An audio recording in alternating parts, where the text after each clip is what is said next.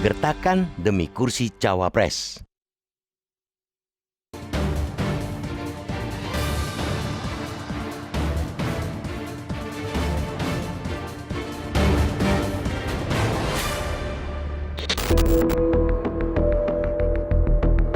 Penentuan calon wakil presiden atau cawapres menjadi aspek yang menegangkan di internal masing-masing poros koalisi.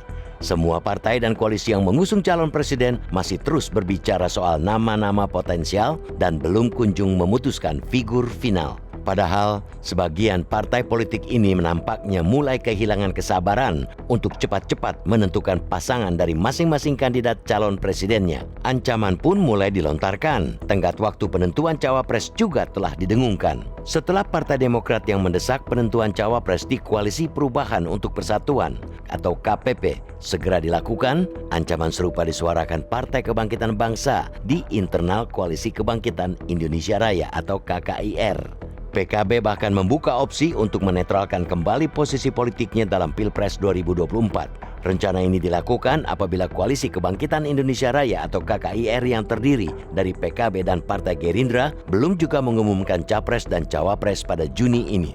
Sedangkan Partai Demokrat kini berada di KPP bersama Partai Nasdem dan Partai Keadilan Sejahtera. Ketiga parpol ini telah sepakat untuk mengusung Anies Rashid Baswedan sebagai calon presiden pada pemilu 2024. Kesepakatan tersebut telah tertuang dalam bentuk nota kesepahaman.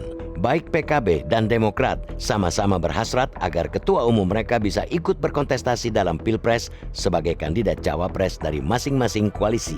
Demokrat merasa Agus Harimurti Yudhoyono cocok untuk mendampingi Anies, sedangkan Ketua Umum PKB Muhaimin Iskandar diklaim mendapat restu para kiai dan ulama untuk menjadi cawapres Prabowo. Demokrat dan PKB seakan memainkan posisi tarik ulur dukungan dalam koalisi ini karena posisinya dibutuhkan agar kandidasi Anies dan Prabowo bisa lolos ambang batas. Keduanya memanfaatkan kondisi ini untuk mendesak capres dan partai pengusung utama atau partai lain dalam koalisi. Posisi cawapres memang harus diakui adalah target ideal peluang para ketum partai dengan elektabilitas yang masih minimalis saat ini. Selain itu, parpol yang berhasil mendapatkan kursi cawapres bisa mendapatkan efek ekor jas untuk mendongkrak perolehan suara di pemilu legislatif. Namun, anggota koalisi perlu diingatkan, koalisi bukan tempatnya untuk memaksakan kepentingan masing-masing, apalagi dengan main gertak. Kerjasama politik harus ditunjang dengan semangat untuk memenangkan pasangan capres-cawapres, bukan menguntungkan salah satu pihak saja. Apalagi proses pencapresan masih panjang, strategi pemenangan harus dijalani dengan matang, termasuk soal penentuan nama cawapres dan waktu deklarasinya. Semua poros koalisi saat ini masih saling tunggu, penjajakan, dan melihat respon publik lewat survei. Sungguh tidak elok main gertak. Belum juga proses pencalonan tuntas, partai politik malah sibuk rebutan. Lalu di manakah peran aspirasi rakyat sebagai pemilik sejati kedaulatan di negeri ini? Justru yang lebih penting bagi partai politik untuk segera melakukan kerja politik, mendengarkan aspirasi rakyat tentang siapa yang mereka harapkan untuk memimpin negeri.